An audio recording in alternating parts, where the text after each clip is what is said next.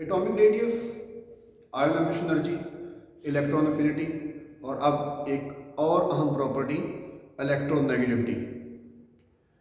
Electronegativity ionisation energy और electron affinity के बरक्स बाउंड एटम की प्रॉपर्टी है। आयोनाइजेशन एनर्जी को और इलेक्ट्रॉन अफिनिटी को डिटरमिन करने के लिए atom must be in gaseous state, लेकिन इलेक्ट्रॉन अफिनिटी के लिए atom must be bonded. Atom bonded state के अंदर होना चाहिए, इसलिए वो एलिमेंट्स जो बॉन्ड नहीं करते उनकी इलेक्ट्रोनेगेटिविटी मालूम नहीं की जा सकती। इसको हम डिफाइन कैसे करते हैं? उसके लिए हमें पहले बॉन्डेड एटम को समझना पड़ेगा कि जब एक एटम दूसरे एटम के साथ बॉन्ड करता है तो बॉन्ड करते हुए जिन इलेक्ट्रॉन को शेयर किया जाता है उनको हम कहते हैं शेयर्ड इलेक्ट्रॉन पेयर। वो इलेक्ट्रॉन जो शेयर होते हैं उन्हें हम कहते हैं शेयर्ड इलेक्ट्रॉन पेयर। मिसाल के तौर पर अगर हाइड्रोजन का क्लोरीन के साथ बॉन्ड करवाया जाए, हाइड्रोजन के पास एक इलेक्ट्रॉन वैलेंस शेल में, जबकि क्लोरीन के पास वैलेंस शेल में 7 इलेक्ट्रॉन होते हैं। तो अगर इन दोनों को आपस में बॉन्ड करवाया जाएगा तो दोनों इलेक्ट्रॉन आपस में इकट्ठे हो जाएंगे, तो ये एक पेयर बन जाएगा और इस पेयर के साथ इन दोनों एटम्स का ताल्लुक है, यानी दोनों एटम्स इस पेयर को अपना वैलेंस शेल मुकम्मल करने के लिए इस्तेमाल करेंगे, तभी तो ये स्टेबल होंगे, तभी तो ये बॉन्ड बनेगा। तो अब ये जो इलेक्ट्रॉन का पेयर है इसको हम कहते हैं shared electron pair.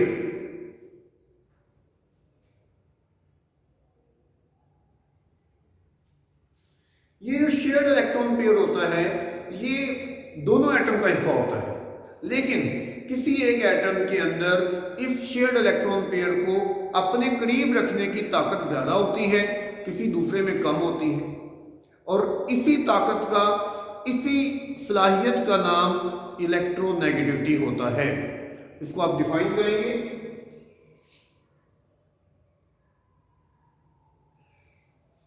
Ability to attract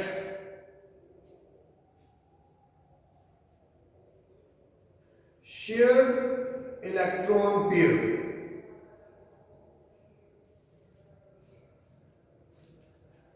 किसी एटम की, किसी बाउंड एटम की, बॉन्डेड एटम की शेयर्ड इलेक्ट्रॉन पेयर को अपनी तरफ अट्रैक्ट करने की सलाहियत, ताकत, इसको हम इलेक्ट्रोनेगेटिविटी कहते हैं। इलेक्ट्रोनेगेटिविटी डिपेंड करती है आयोनाइजेशन एनर्जी पर और इलेक्ट्रॉन अफिनिटी पर, लेकिन इसकी वैल्यू जो है वो साइंटिस्ट के अंदर एक सब्जेक्ट रही है डिबेट का। इस पर बहुत ज़्यादा बात होती रही है, बहुत ज़्यादा साइंटिस्ट ने इसके लिए अपना अपना जो काम है उसके मुताबिक वैल्यूज बताने की कोशिश की है। हम आमतौर पर पॉलिंग की वैल्यूज को स्टडी करते हैं और उन वैल्यूज के अकॉर्डिंगली अपना डाटा इस्तेमाल करते हैं। पॉलिंग ने जो तरीकाकार इस्तेमाल किया था इलेक्ट्रॉन अफिनिटी को इलेक्ट्रोनेगेटिविटी को निकालने का, वो तरीका कंपैरिजन का तरीका था। उसके अंदर चूंकि देखा यह गया है कि जितने भी एटम बॉन्ड करते हैं उन बॉन्डेड एटम के अंदर जो सबसे strong non metal behaviour show करती है वो फ्लोरीन है, लिहाजा उसने फ्लोरीन को प्रेफरेंस दी और फ्लोरीन को सबसे ज्यादा इलेक्ट्रोनेगेटिविटी की वैल्यू असाइन की जो कि 4 है।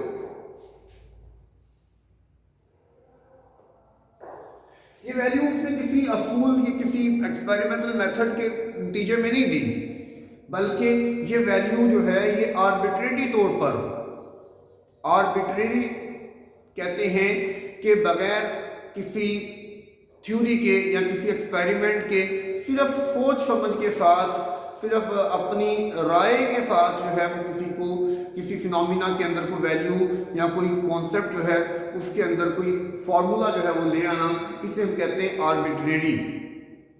तो ये वैल्यू आर्बिट्रेरी तौर पर असाइन की गई है, एक्सपेरिमेंट के नतीजे में नहीं निकाली गई। लेकिन इसके बाद जो वैल्यूज असाइन की गई हैं वो फ्लोरीन से कंपैरिजन करके निकाली जाती है। और वो कंपैरिजन कैसे किया जाता है? वो कंपैरिजन ऐसे किया जाता है कि हमारे पास एक एक्सपेरिमेंटल वैल्यू होती है और एक हम थ्योरेटिकल वैल्यू निकालते हैं। मिसाल के तौर पर अगर फ्लोरीन और हाइड्रोजन का बॉन्ड स्टडी किया जाए तो फ्लोरीन और हाइड्रोजन का बॉन्ड जब बनता है तो ये बनता है HF। तो HF की एक इस बॉन्ड की वैल्यू जो है वो एक्सपेरिमेंट से मालूम की जाती है और एक इसकी वैल्यू जो है वो थ्योरी के जरिए से थ्योरेटिकली निकाली जाती है। वो वैल्यू कैसे निकाली जाती है वो कभी हम बॉन्ड एनर्जी पर बात करेंगे तो वो वैल्यू हम निकालना सीखेंगे कि थ्योरेटिकली वैल्यू कैसे निकाली जाती है। तो इन दोनों वैल्यूज को, एक्सपेरिमेंटल वैल्यू और थ्योरेटिकल वैल्यू को कंपेयर करके देखा जाता है कि हाइड्रोजन की इलेक्ट्रोनेगेटिविटी क्या होगी।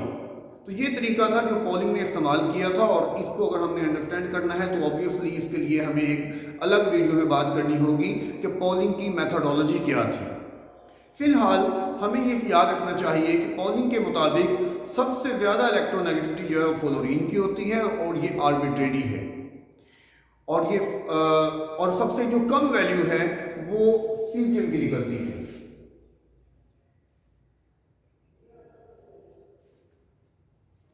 तो समझ लेना चाहिए कि जितने भी एटम जो बॉन्ड में रोल प्ले करते हैं, जो बॉन्ड बनाते हैं, उनमें से किसी की भी इलेक्ट्रोनेगेटिविटी जीरो नहीं होती। इलेक्ट्रोनेगेटिविटी किसी एलिमेंट की जो कि बॉन्ड बनाने में हिस्सा ले सकता है वो जीरो नहीं है। सबसे ज्यादा वैल्यू फ्लोरीन की 4 और सबसे कम वैल्यू सीजियम की और वो है 0.7। एक बड़ा इंपॉर्टेंट कॉन्सेप्ट है, इंशाल्लाह आगे आने वाली वीडियोस में आप इस कॉन्सेप्ट का इस्तेमाल देखेंगे। तो आगे हम इसके ट्रेंड में बात करेंगे। आयोनाइजेशन एनर्जी और इलेक्ट्रॉन अफिनिटी की तरह ये भी साइज पर, शील्डिंग इफेक्ट पर और नंबर ऑफ प्रोटॉन पर ही डिपेंड करती है। और ग्रुप के अंदर रेडियस के opposite group top to bottom radius increase करता है, ग्रुप में ये डिक्रीज करती है। पीरियड के अंदर रेडियस डिक्रीज करता है, ये इंक्रीज करती है। रीजंस वही है कि रेडियस का ज्यादा या कम होना इस पे अपना इनडायरेक्टली रोल प्ले करता है। कैसे, इसको जरा समझने की कोशिश करते हैं। टॉप टू बॉटम ये यहाँ डिक्रीज करती है। क्यों डिक्रीज करेगी? बहुत आसान सवाल और बहुत आसान सा जवाब नोट करें।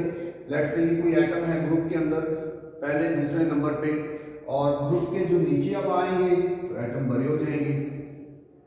तो छोटे एटम के दरमियान जब बॉन्ड बना है, electron pair, shared electron pair, वो यहां रहता है। न्यूक्लियस फासला कम है, लिहाजा अट्रैक्शन स्ट्रॉन्ग होगी, सो इलेक्ट्रॉन नेगेटिविटी ज्यादा होगी। यहां जब एटम बड़े हो जाएंगे, इलेक्ट्रॉन पेयर का न्यूक्लियस से फासला ज्यादा हो जाएगा, जिसकी वजह से अट्रैक्शन कम हो जाएगी और जिसकी वजह से इलेक्ट्रोनेगेटिविटी भी कम हो जाएगी। तो ये बहुत आसान सी बात थी। सिमिलरली पीरियड के अंदर ये इंक्रीज करती है और इंक्रीज क्यों करेगी? क्योंकि पीरियड में लेफ्ट राइट चलते हुए साइज डिक्रीज करता है। अब जब साइज डिक्रीज करेगा तो ऑब्वियसली शेयर्ड इलेक्ट्रॉन पेयर जो है वो न्यूक्लियस के करीब आ जाएगा, तो अट्रैक्टिव फोर्स स्ट्रांग हो जाएगी। यही वजह है कि पीरियड में लेफ्ट राइट चलते हुए इलेक्ट्रोनेगेटिविटी इंक्रीज करती है। तो ये बड़ी आसान बात थी।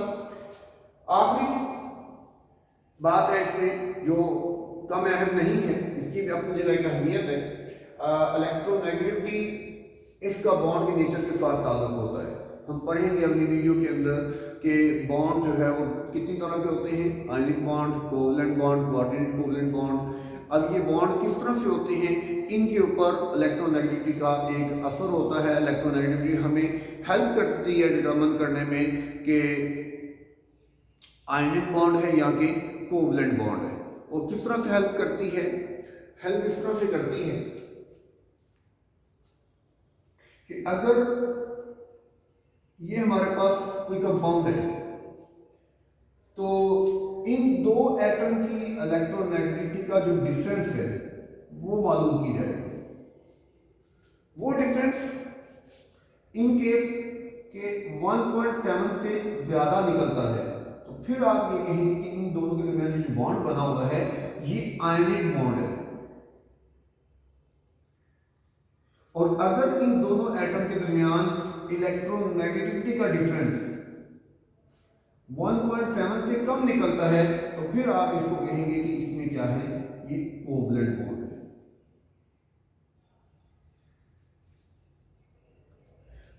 लेकिन ये जो क्राइटेरिया है इस पे बहुत ज़्यादा एक्सेप्शंस हैं, बहुत ज़्यादा प्रॉब्लम्स हैं। कई एक नहीं, बहुत ज़्यादा जो कंपाउंड होते हैं वो इसको फॉलो नहीं करते। एक एक्सेप्शन में यहाँ पर जिक्र करता चलूँ, HF की। HF अगर आप इसमें इलेक्ट्रोनेगेटिव डिफरेंस की बात करें, नॉर्मली हाइड्रोजन की जो इलेक्ट्रोनेगेटिविटी बताई जाती है वो बताई जाती है 2.1 या 2.2, फ्लोरीन की 4.0। तो आप अगर डिफरेंस निकालेंगे तो इन दोनों में डिफरेंस आप निकाल लें तो वो आता है 1.8।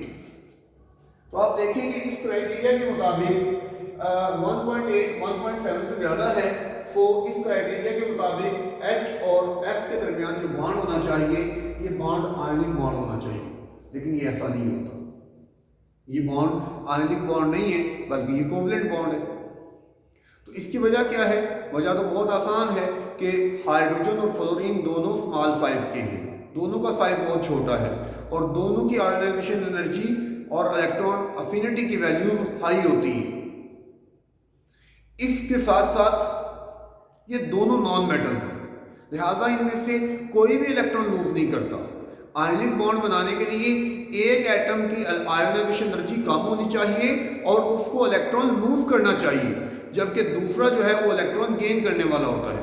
लेकिन यहाँ पे दोनों नॉन मेटल हैं, दोनों छोटे साइज के हैं, दोनों की आयोनाइजेशन एनर्जी हाई है, इसलिए यहाँ पे दोनों जो है वो इलेक्ट्रॉन शेयर करते हैं। इनमें से कोई भी जो है वो इलेक्ट्रॉन को लूज नहीं करता और यही वजह है कि इलेक्ट्रोनेगेटिव डिफरेंस 1.7 से ज्यादा होने के बावजूद ये बॉन्ड जो है ये आयनिक नहीं बल्कि कोवलेंट है। तो इस तरह बेशुमार एक्सेप्शंस हैं। इनफैक्ट ये क्राइटेरिया बेसिक लेवल पर ही जो है ये पढ़ा और सुना जाता है।